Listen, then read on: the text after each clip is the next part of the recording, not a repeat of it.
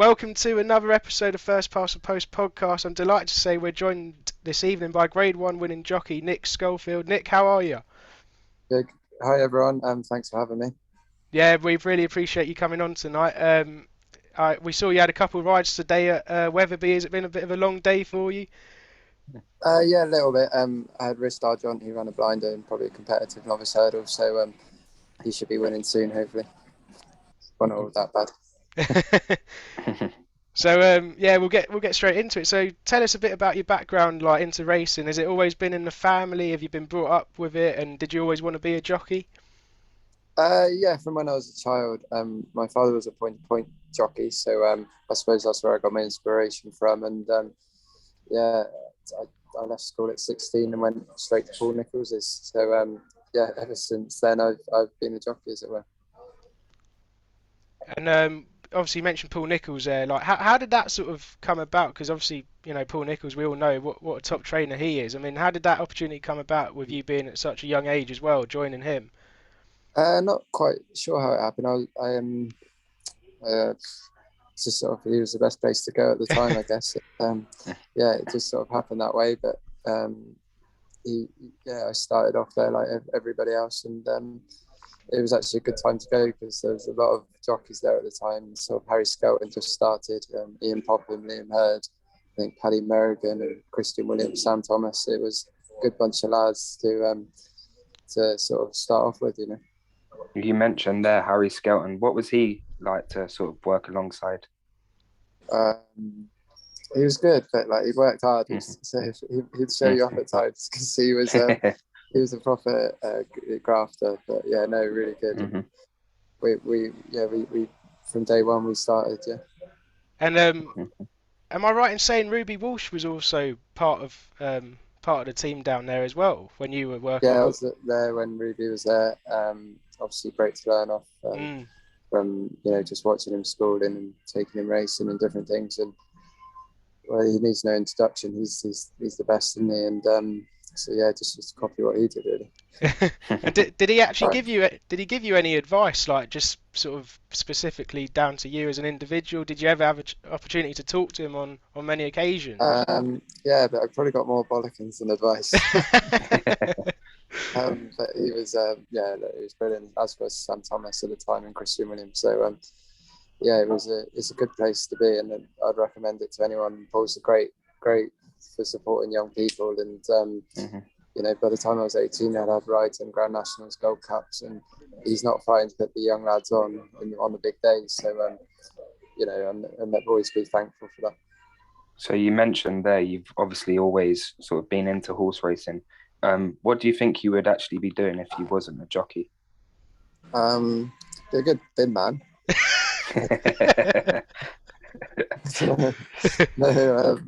No, I don't know. I guess I do enjoy horses, believe it or not. But I'd probably gone down the show jumping route possibly. I did that as a child and enjoyed that. But sort of from growing up, I wanted to be a jockey, and then since I was 16 and now 32, I've sort of been a jockey. So I've sort of known nothing else really. It's just become a way of life, and I don't regret it in the slightest. But I'm probably not that talented at anything else, to be honest. I'm not very good at football, and I'm not very good on the PlayStation. And so yeah, so lucky I can earn a living out of this. And obviously show jumping, like, do you think you can obviously like learn a lot from that if you like bringing in what you do maybe sometimes at show jumping into jump racing as well? Yeah, it certainly helped when I went to Paul Nicholls because he does a lot of schooling around a school. So I sort of had an idea for strides and how to get horses balanced and on the right leg, and it gives you a general etiquette of how to ride horses, I guess. And yeah, it's sort of kept with me since. So yeah, it certainly is a massive help. So certainly being a jump jockey anyway. Just moving back to the start of your career quickly, do you actually remember your first ever winner, and who was it? Yeah, it was Lou de Moulin Mass at Newbury in an amateur riders race. I think I beat Jamie Snowden on a horse trained by Charlie Longs and Casino too. That's going back a few years. I was really bad and I was really unstylish, but it sort of got me going, and it was sort of to get your first ride winner on the track is around Newbury was something that I'll never forget. And obviously, like moving forward into your career, and obviously we know you've had winners at Cheltenham Festival, and I think have you had 3 winners at the festival before? Yeah, Quilando, Humble, and uh, Sky Sky Pirate. Pirate. Yeah. And out of those 3, was there one that you could say, oh, that was the best one, or that most satisfied you the most, or I suppose all 3 were brilliant in their own way. And you win a Cheltenham special, and they all have their reasons for being so special, and it would be hard to sort of pinpoint one, but Humble was also my first one, and it was a high pressure ride at the time, and the relief of your shoulders to sort of get that win. And obviously Quilando for Paul Nicholls was sort of third string for Captain Stewart, but he had a big chance on the day, and you need a lot of luck in the Fret Winter, so I got that day. And obviously Sky Pirate last year after breaking my leg, it meant a lot to sort of come back and win that, so they all have their different things for different reasons. You mentioned there about your injury you suffered.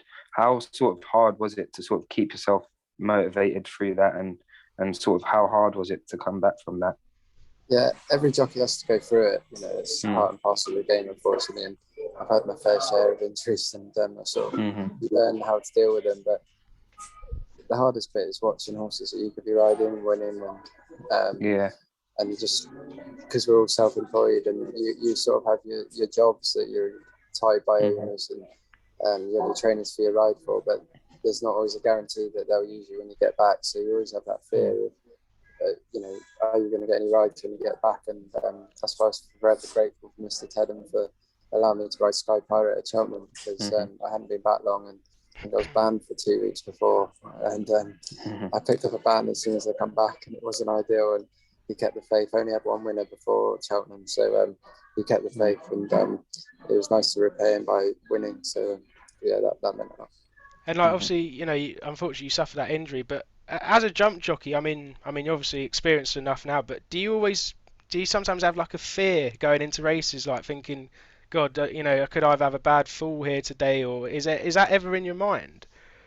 No, it's probably the fear of letting the trainers and the staff and the horse down, because there's a lot of work goes into these animals, and I'm the one sort of, or every jockey's on the one that are on it for 6 minutes, so you sort of have, it's more pressure and nerves because of that, because you want everything to go right for them as much as you, but because there's a lot, I don't think people on the outside would appreciate how much goes into it and how much the trainers and staff have to do to get the horse there on that day. And the jockeys can always get a lot of praise for winning rides, etc., but they're only finishing off what they've done in the preparation beforehand. And obviously, like if you're talking about Cheltenham, you've got the Gold Cup, and obviously the biggest jump race, Grand National. Out of the 2, is there one that ideally you want to win both, but is there one that's sort of more special that you'd really want to? Would it be the Grand National or Gold Cup at Cheltenham? You get asked this question, and personally, you'd take either. If I won one, I'd say that one, but it was like, I suppose there's more chance in my position to be winning the Grand National than it would be the Gold Cup, and it's the one my friends and family watch, and you get texts on that day more so than any other race by a long way, because they only switch on the telly for that race, and you can be judged on that race a lot. But it's certainly, I think, I don't know what the statistics are, but I'd imagine it's watched by a lot, the Grand National, the Gold Cup. But if you're riding a Gold Cup horse, you're probably going to be very rich, because you'll earn you lots of money. So either or, I wouldn't mind. A question we always ask every jockey that we get on is, if you could ride one horse from the past and one horse from the present, who would they be and why? Well, good question. Geez. Jesus, so to pick from it. I guess Quarto Star is the obvious one. I suppose most people would say, but I actually rode Big Bucks. He was so I did get the chance to ride him. But I'd say Quarto Star of the past. I know it's not going back too long, but he's certainly one that stands out. And at present, it has to be Shishkin. For me, Shishkin's got everything ridiculous. He certainly looks as if pound for pound the best horse in training at the moment. And you mentioned there big bucks, and obviously I'm sure you've ridden a lot more good horses. Who's the actual best horse you've ever ridden, would you say? I guess ratings wise, Big Bucks has to be up there because I Hmm. did get beat on him in a handicap round Cheltenham in the chase. So maybe one of his best that day. But he, yeah, so he's probably up there. But there's a horse called Pride of Dorset, Paul Nichols's. I think I won a grade 2 on him around Newbury. And if he had a bad injury at Ascot, but I certainly think he was probably one of the best. He never got to show it, but he was a proper animal. Hmm. And obviously, like I'm sure a lot of jockeys go through it, but if you're on a big favourite and sort of nothing goes your way, how do you deal with sort of, I suppose you've let people down, or you might get abuse. I'm sure loads of jockeys get abuse online. How do you deal with that as well? Because I'm sure it's easy for people to say bad things when things don't go your way. You make decisions at the time, and sometimes your decisions are right, and sometimes your decisions are wrong, and Hmm. sometimes you're in an unlucky situation, sometimes you're not. And I think you've got to hold your hands up when you've done wrong, but if you don't, you've got to hold your own sort of thing. But um, sometimes you get unfair criticism because you feel you've made the right decision for the horse. It might not always be the right one, but I think you've got to believe in your own decisions and sort of stick by it really. And if it's right on the day, then great. And if it's not, it's not. You just got to, you know, the trainer and owner employ you for those decisions effectively, and you've got to stick by them. If you're in two mindsets, so it can go wrong. Mm. And in racing, have you got any sort of like close mates? Who are your best mates in the weighing room? Who's got the get on with the most? I sit next to Nico most days. He's good for one-liners. He comes out with makes me laugh. Obviously, there's quite a few of us. Tom Screw's very good for banter. He keeps you entertained. Who else to sit next to? Yeah, Tom O'Brien, Sam Tristan, yeah, Aidan. They're all there. So there's not much racing chat, but it's quite good chat. And sort of like moving forward now, I mean, you're not sort of riding just for sort of one trainer at the moment, are you? You're riding for quite a few. Yeah, so basically probably freelance. Martin Tedham, the owner of Sky Pirates, got first call and sort of ride a lot of Cole Hinchley's horses behind that. So they're two very good jobs to be having. And then obviously Alistair Ralph's been really supportive this season. He's really coming into his own, and his numbers are really talking. And Sarah Humphries has been great all year round, and yeah, it's sort of Jack Barber and people like that back them up. So I'm lucky, and Christian Williams has been top class the whole way through. I've rode for him for many years, and lots of good winners, and so yeah, with all those people, it's really good, really. I see you've got a ride booked on Saturday to ride Santini. I know he's probably not the horse he was, but are you sort of looking forward to riding on a horse like that, who's obviously been at the top of his game before in the past? Yeah, to get the phone call from Kelvin Hughes saying riding Santini was a great privilege. I've been down and sat on him 3 or 4 times. He feels in really good order. Polly's done a great job with him, and rode for Polly for many years. So I'm very grateful for the opportunity.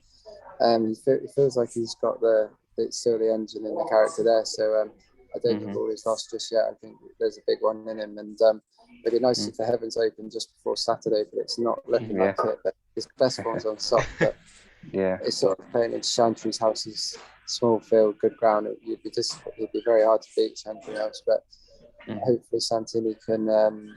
He hasn't got his conditions, but he's in real good order. And that if he goes to the Gold Cup Grand National, I'm not sure, but it should. It'd be a nice, hopefully, step in the right direction. And for any sort of like young jockeys who might listen to this, is there any advice that you'd give to them? Because I know it's quite hard when you're a young jockey trying to lose your claim and that. Is there any advice that you'd give to them? I think just whatever stable you're attached to, you just got to work hard for them and not look outside the box, because they're the ones who are going to give you the opportunities. And you just got to try your best and be grateful for what they give you, and try not to be chippy and work hard. And keep yourself fit and just do everything right, because at the end of the day, you need more of them than the trainers need you. There's lots of jockeys out there, so you've got to appreciate that and try your best and try to work with the trainers as much as you can. Is there maybe one or two horses you've sat on or ridden on you could sort of give our followers to listen out for in the future? There's quite a few. There was a nice horse I won on early on in the season called Nickelback. He bolted up at Fontmile one day, 30 lengths, and he's got serious form. He beat a good horse in Ireland before he came over. He's got a proper engine. Unfortunately, he had a setback after there, but he could be back in the spring, and he'll be rocking up at the spring festivals. Probably, he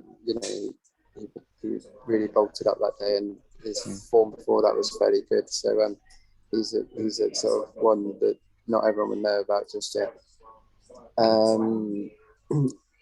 And yes, so there's a few out there, but I think Seville Champion could end up all right. He was a high class flat horse. Yeah. Got over to race over the 100s, and obviously last weekend Staghorn of Archie Watson's. I think he could be all right come entry or Cheltenham. Brilliant. And just going back quickly about sort of like young jockeys, is there any sort of young amateur jockeys, jump jockeys that you feel could go on to sort of achieve big things, that are doing really well at the minute? There's a lad at Alistair Rouse called Jay Tidwell. He's had a few winners. He's only sort of over 3 or 4 winners, but he rides a really nice race, and I know Alistair thinks a lot of him. So he's a £10 claimer at the moment, but I should think he'll be coming through the ranks quite soon. And finally, sort of like, aspirations going forward now, is it just to sort of get as many winners as you can moving forward? Yeah, it's always Cheltenham mains really. If you can bag one there, it sort of makes your season. But that's on the forefront of the mind. It'd be nice if we get to 50 winners by the end of the season, or 43 or 44. So hopefully we could do that, and just keep riding winners. And if there's a good one along the way, then that'd be great. Yeah, Brilliant. And I think that's about it. Liam, have you got anything else you want to ask? No, that's great. Thank you for coming on, Nick. Really appreciate it. No, thanks for having me. I hope everyone enjoyed listening to that. Catch us on YouTube and Spotify at First Past the Post Podcast, and thank you everyone for listening.